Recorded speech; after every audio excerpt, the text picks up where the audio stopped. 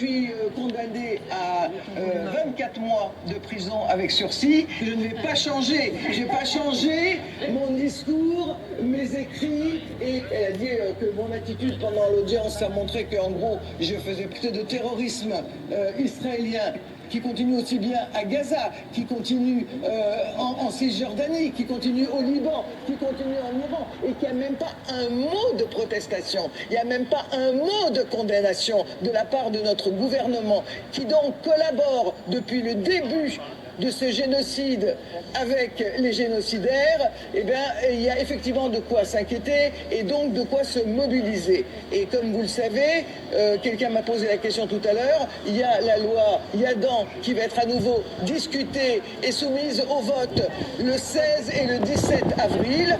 La mobilisation est à l'ordre du jour plus que jamais et ça sera un bras de fer. Ça fait 24 ans que nous sommes dans ce bras de fer, que nous avons été en garde à vue, que nous avons eu des condamnations, que nous avons gagné des procès, que nous en avons fait aussi pour islamophobie, etc. à d'autres, et ça ne va pas s'arrêter maintenant. Et je veux dire que tout est une question de bagarre, tout est une question de nombre, c'est-à-dire que si on est très nombreux, ils peuvent rien faire. Si on n'est que quelques-uns, ben oui, ils peuvent faire des exemples, essayer de faire peur aux gens, etc.